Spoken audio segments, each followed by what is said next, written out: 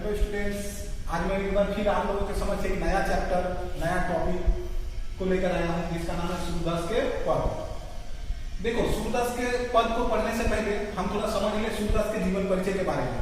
ठीक है, तो सूरदास भक्ति काल के सगुन भक्ति काव्य धारा के कवि थे।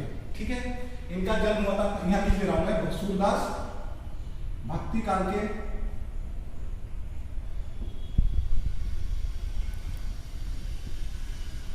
कृष्ण काव्य धारा के कवि थे, कह सकते हो सगुन भक्ति धारा के कृष्ण काव्य धारा।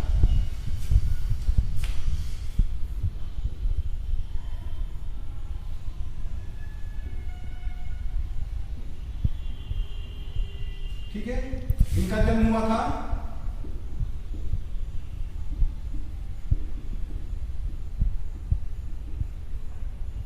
एवं मृत्यु हुई थी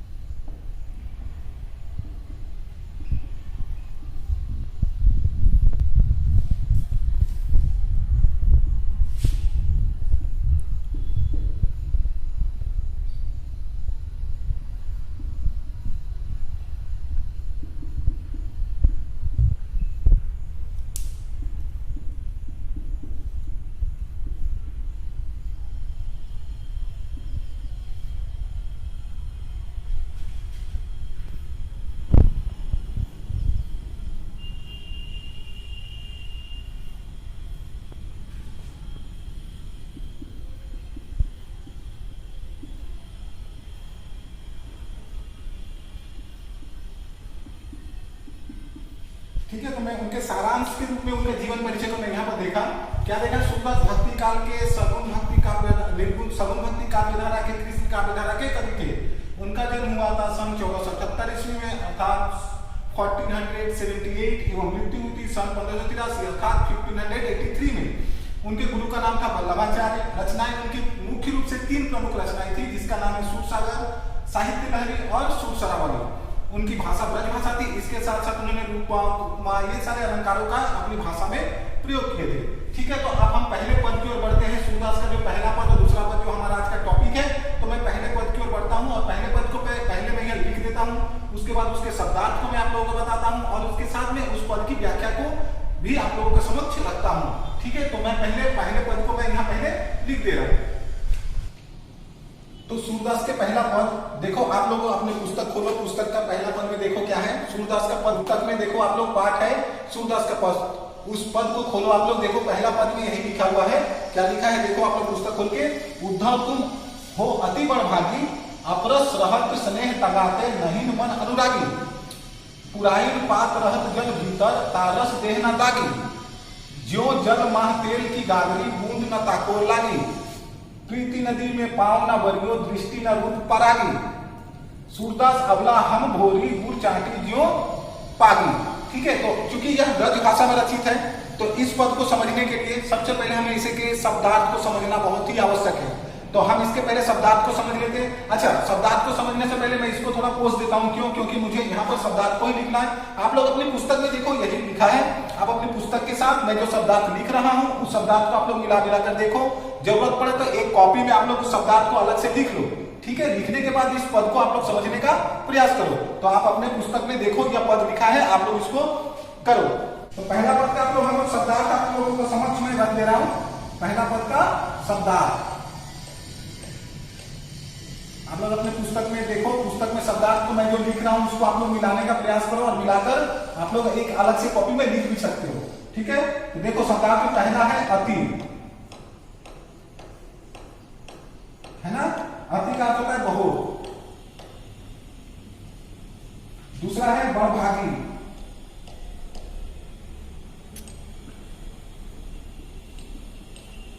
बड़भागी का अर्थ होता है भाग्यवान।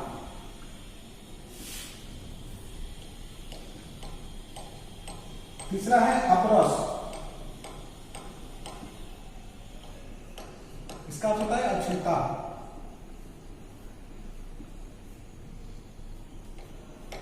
चौथा है स्नेह।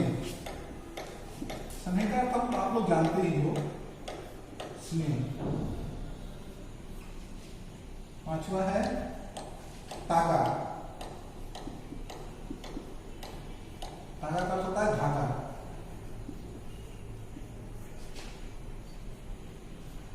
अनुरागी, प्रेम से भरा हुआ।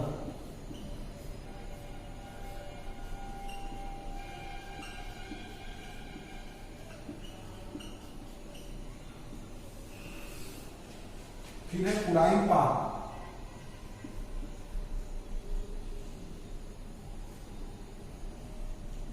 कमल का पत्ता।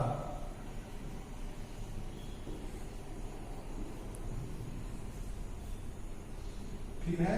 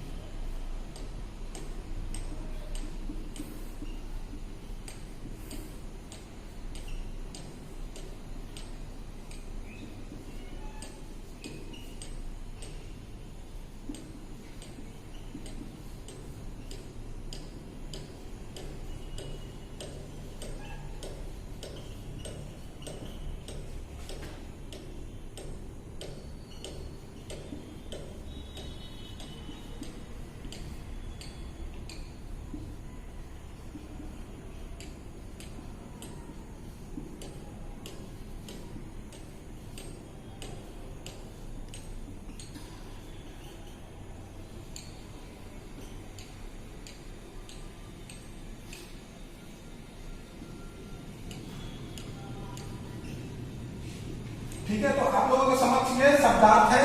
क्या है शब्दार्थ? पहला देखो अति। अति का होता है बहुत, बड़भागी का होता है भाग्यवान, अपरस का होता है अछूता, स्नेह का होता है स्नेह, तागा का होता है धागा, अनुराग का होता है प्रेम से भरा हुआ, पुराइन पात का होता है कमल का पत्ता, दागी का होता है दाग, प्रीति नदी का होता है प्रेम की नदी, पांव का होता है पैर, बोरियो का होता है डुबोया, परागी का होता है मुंह धोना, और गुड़ चाटी जो पागी मतलब गुड़ को पाकर चीटी जिस प्रकार मुंह धोकर उसमें जाकर चिपक जाती है, उसका अर्थ होता है गुड़ चाटी जो पागी। अब हम इसके एक एक करके शब्दार्थ को हम लोग समझ लिए। अब हम लोग इसको क्या करते हैं, इसकी व्याख्या को समझने का हम लोग प्रयास करते हैं। तो पहले प्रसंग, हम इसकी प्रसंग को देख ले। प्रसंग में क्या है? प्रसंग का अर्थ होता है किस उद्देश्य से यह कहा गया है। ठीक है, किस उद्देश्य से यह कब कहा गया, ये होता है प्रसंग। ठीक है, तो देखो प्रस्तुत पद में, प्रस्तुत पद चूंकि सूरदास है तो सूरदास किसका कवि बता ही दिए थे। तो प्रस्तुत पद भक्ति काल के कृष्ण भक्ति काव्य धारा के सुप्रसिद्ध कवि सूरदास द्वारा रचित सूरसागर के उद्धव गोपी संवाद नामक उपखंड से लिया गया है। इसमें गोपियां उद्धव पर व्यंग करते हुए कहते हैं कि तुम बहुत ही भाग्यवान हो, बहुत ही भाग्यशाली हो जो प्रेम रूपी बंधन में नहीं पड़े हो। अगर प्रेम रूपी बंधन में पड़ते तो आज हमारी जिस प्रकार की अवस्था है तुम्हारी भी उसी प्रकार की अवस्था रहती। ठीक है, अब देखो इसकी व्याख्या को जहां तक देख ले, बोल रहे उद्धव तुम अति बड़भागी। क्योंकि मैं पहले बता दिया गोपियां उद्धव को संबोधित करते हुए कहती है क्या, देखो पहला लाइन में है उद्धव तुम अति बड़भागी, कि उद्धव तुम वास्तव में तुम बहुत ही भाग्यशाली हो जो प्रेम रूपी बंधन से क्या हो, दूर हो। तुम्हारा मन किसी प्रेम के में अनुरुक्त नहीं है, किसी के प्रति तुम्हारा मन में प्रेम भावना भी जागृत नहीं होती। जिस प्रकार क्या है, देखो बोल रहे हैं कि पुरानी पात रहत न जल भीतर, जिस प्रकार कमल के फूल की पत्तियां जल के पास होते हुए भी उसमें उससे ऊपर रहती हैं और जल की एक बूंद भी उस पर ठहर नहीं पाती। ठीक है, दूसरा उदाहरण क्या दिए हैं, देखो दूसरा उदाहरण में बोल रहे हैं ज्यो जल माह तेल की गागरी बूंद न ताको लागी। दूसरा उदाहरण देते हुए कहते हैं कि जिस प्रकार जल की मटकी के क्या बोलोगे, जल में भिगोने का कोई प्रभाव नहीं पड़ता, अर्थात जिस प्रकार तेल की मटकी को लोगे और उसको पानी में रख दोगे तो पानी का उस तेल के ऊपर या मटकी पर कोई प्रभाव नहीं पड़ता। यहाँ बिल्कुल उसी बात को समझाने का प्रयास कर रहे हैं सूरदास, किसके द्वारा, गोपियों के द्वारा। ठीक है, अच्छा, तुम्हारा मन भी, अब लास्ट में देखो क्या बोला, प्रीति नदी में पाव न भरियो, दृष्टि न रूप परागी। गोपियां उद्धव को संबोधित करते हुए कहती है कि तुम्हारे ऊपर भी कृष्ण के रूपाकर्षण का कोई प्रभाव नहीं पड़ता, नहीं पड़ा। क्यों नहीं पड़ा? क्योंकि वास्तव में तुम प्रेम रूपी नदी में उतरे ही नहीं हो। ठीक है, अगर तुम प्रेम रूपी नदी में उतरते तो प्रेम के महत्व को समझ पाते। अब तुम तो उतरे ही नहीं हो तो प्रेम के महत्व को क्या समझोगे? ठीक है, तुम रूप परखी भी नहीं हो कि किसी के रूप को देखकर उसके प्रति आकर्षित या मोहित हो जाए।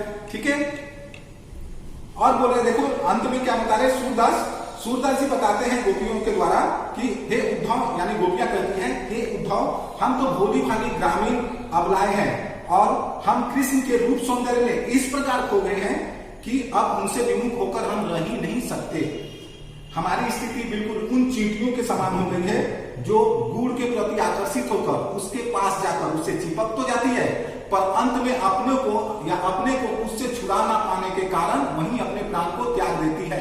हमारी अवस्थाएं बिल्कुल उस चींटियों की भांति हैं जो कृष्ण के प्रेम में इस प्रकार आकर्षित हो गई हूं कि उनसे मैं चिपक तो गई हूं, लेकिन अब उनसे मुक्त होने की हमारी कोई आशा नहीं है। हम तभी मुक्त हो सकते जब हमारी प्राण उनसे या हमारी प्राण हमारे हृदय मन से या हमसे अलग हो जाए। ठीक है, देखो भाव सौंदर्य की बात करें तो यहाँ पर गोपियां उद्धव की प्रेमहीनता पर व्यंग करती है। उनका व्यंग है कि उद्धव भाग्यशाली और बड़े भाग्यशाली हैं जो प्रेम रूपी नदी में उतरे नहीं है या प्रेम कभी किसी से किए ही नहीं है। ठीक है, ये है। अच्छा, यहाँ पर अगर हम क्या बोले भाषा सौंदर्य की बात को कर ले तो भाषा सौंदर्य में चूंकि यह ब्रज भाषा है, उपमा रूपक आदि अलंकारों का प्रयोग किया गया है। ठीक है, और सबसे बड़ी बात यहाँ पर विरह वर्णन का, विरह वर्णन, गोपियों के विरह वर्णन का इस पद में दिखाया गया है। ठीक है, आशा करते हैं पहला पद आप लोग को समझ में आया हो। नहीं समझ में आया तो आप लोग इस वीडियो को एक बार फिर से देखिए। जहां पर नहीं समझ में आए, हमारी बात को ना समझ में आए, वहां रोकिए और रोककर फिर समझने का प्रयास करिए। लेकिन शब्दार्थ को पढ़ना अत्यंत आवश्यक है। आपको शब्दार्थ को पढ़ना ही पड़ेगा। अगर आप शब्दार्थ नहीं पढ़ोगे तो किसी की भी व्याख्या, यहाँ पर 4 पद है, मैं पहला दूसरा पद को दिखा रहा हूँ, आप तीसरा और चौथे को भी दिखाऊंगा, उसमें भी मैं शब्दार्थ दूंगा। आप किसी की भी व्याख्या को नहीं समझ सकते बिना शब्दार्थ को समझे हुए। आशा करते हैं आप लोग सारे शब्दार्थ को बना लोगे, याद भी कर लोगे और उसके बाद व्याख्या को समझने का प्रयास करोगे।